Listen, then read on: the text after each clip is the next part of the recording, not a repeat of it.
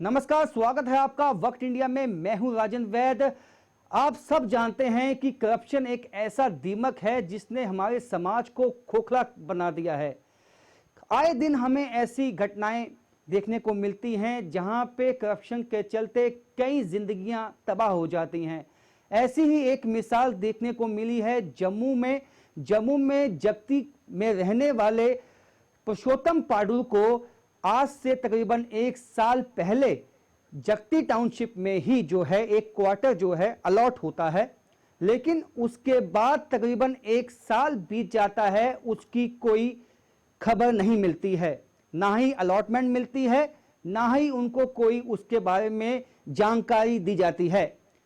जिसके बाद पुरुषोत्तम पाडू अपने पिता के साथ उस विभाग में जाते हैं जहां से ये अलॉटमेंट का ऑर्डर इशू हुआ था, यानी जो कमिश्नर ऑफिस है रिलीफ का, वहां जाते हैं और वहां पे उनको बुलाया जाता है। बकायदा वहां के क्लर्क जो हैं जिनका नाम संजय रैना है, उनकी तरफ से बुलाया जाता है और ये पेशकश की जाती है कि अगर आपको क्वार्टर की अलॉटमेंट चाहिए तो आपको 60,000 रुपए घूस देनी होगी। जिस वायरल मैसेज में उन्होंने वो जिक्र किया है कि 60,000 उन्होंने डिमांड की है। एक क्लर्क है जिनका नाम संजय रैना है। आइए हम उनके घर जाते हैं, उनसे पूछ सकते हैं कि आपकी इन मुश्किलों का सामना इस समय आपके ज़िंदगी में हो रहा है। सर, मेरे को 29/3/2019 को फ्लैट अलॉटमेंट मिलते हैं ML रैना जो कमिश्नर साहब थे उनके ज़रिए। ठीक है सर, मुझे अलॉटमेंट 29/3 को मिलती है। उसके बाद 30 तारीख को मैं वो अलॉटमेंट कैंप कमांडर ऑफिस में जमा करवाता हूँ। उसके बाद दिन ब दिन 1 महीना हो जाता है। ये लोग नोट्स वगैरह निकालते हैं। नोट्स निकालने के बाद कोई भी एक्शन नहीं लिया जाता है, क्वार्टर खाली नहीं किया जाता है। इस बीच में ही जो संजय रैना जी क्लर्क है, वो मेरे फादर साहब अशोक जी क्लर्क वो वहाँ पे थे, सब बैठे हुए थे और उन्होंने मेरे फादर साहब से, मैं भी वहाँ खड़ा था, और मेरे फादर साहब से डिमांड की कि आप एक चीज़ करिए, आप 60,000 रुपये दीजिए, क्योंकि ये खर्चा लगेगा, नीचे से ऊपर तक सब खाएंगे, खर्चा लगेगा, तब जाके आपको फ्लैट हैंड ओवर किया जाएगा। ऐसे बड़ा मुश्किल है। ये कहना है पुरुषोत्तम पाडू का, जिन्होंने अपने फेसबुक अकाउंट पे भी ये इल्जाम लगाया है कमिश्नर रिलीफ ऑफिस के ऊपर कि उनसे घूस मांगी गई। लेकिन मरता क्या न करता, पुरुषोत्तम 20,000 रुपए देने के लिए, यानी कि पहली किस्त जो थी घूस की, वो देने के लिए तैयार हो जाते हैं, क्योंकि पुरुषोत्तम के साथ उसका परिवार भी था जिसके लिए एक छत चाहिए थी। और उन्होंने कहा कि ठीक है, मैं आपको 20,000 रुपए पहली किस्त दे दूंगा, और वो किस्त दे भी दी गई। लेकिन उसके बावजूद जो है पुरुषोत्तम को उनकी जो अलॉटमेंट थी क्वार्टर की, वो नहीं मिली। 1 महीने के बाद मैं गया था। मैं थोड़ा काम से थोड़ा बिजी था। फादर इन लॉ थोड़ा मेरे बीमार थे, कैंसर पेशेंट थे वो।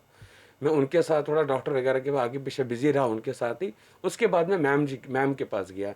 मेरे एक ब्रदर है, वो भी मेरे साथ थे। मैम के पास गए, मैम को रिकॉर्डिंग सुनाई। रिकॉर्डिंग सुना के बाद मुझे लगा कि मैम कोई एक्शन लेगी तो मुझे भी कुछ फ़ायदा मिलेगा मैडम के एक्शन लेने से।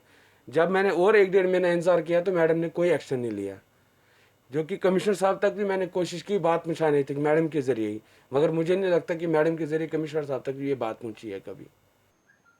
यह साफ हो चुका था पुरुषोत्तम को कि उनके साथ धोखा हुआ है, और धोखा करने वाला कोई और नहीं, सरकारी विभाग का कर्मचारी है।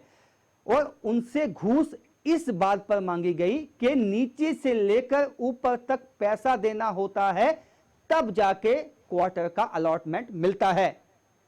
तो ऐसे में अपनी जिम्मेदारियों के बोझ के नीचे दबे हुए पुरुषोत्तम ने पहली किस्त जब दी 20,000 रुपए की, तो उनके घर में एक खुशी का माहौल था कि अब उनको जल्द अलॉटमेंट होगी, वो अपने घर में शिफ्ट होंगे। लेकिन ऐसा कुछ नहीं हुआ।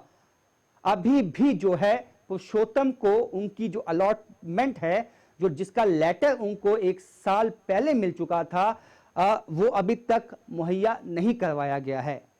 जिसके बाद पुरुषोत्तम ने ये जो बड़े अधिकारी हैं कमिश्नर ऑफिस के, वहां पे जाके उनके संज्ञान में ये बात लाई, लेकिन उनकी तरफ से भी ये आश्वासन ही मिला कि इस पूरे मामले की तफ्तीश होगी। और व्हाट्सएप के जरिए पुरुषोत्तम को यह पता चलता है कि एक इंक्वायरी कमेटी बनाई गई है जो इस मामले की तफ्तीश करेगी। लेकिन इस बीच अभी तक कोई भी ऑफिशियल ऑर्डर जो है वो पुरुषोत्तम को नहीं मिला है। हम तहसीलदार के पास जाते हैं तो वो बोलते हैं 2 दिन के बाद आ जाओ, क्लर्क के पास जाते हैं तो 2 दिन के बाद आ जाओ। ये इनका कहना यही है इस डिपार्टमेंट का, तो इसलिए हम मजबूर होकर आज हमने ये कदम उठाया है।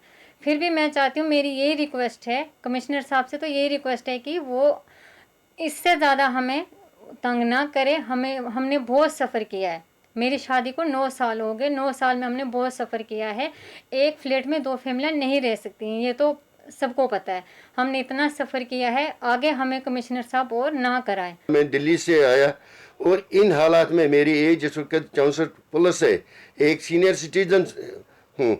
मेरे साथ इन्होंने, मैं एक रिटायर बंदा हूँ, मेरे साथ मैडम ने और वहाँ जो उसके साथ जो बाकी स्टाफ है उन्होंने मेरे साथ इतना धोखा किया। ऐसे उन्होंने मुझे अवॉइड कर दिया कि कल परसों 10 दिन के बाद 20 दिन के बाद 25 दिन के, जबकि आज 1.5 साल हो गया।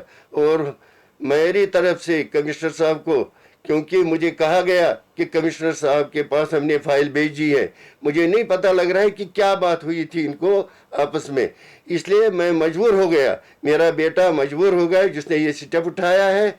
और मैं मीडिया के ज़रिए कमिश्नर साहब से रिक्वेस्ट करता हूँ कि मेरे बेटे के जिम्मेदार आप होंगे, मेरे बेटे का ख्याल आपको रखना है।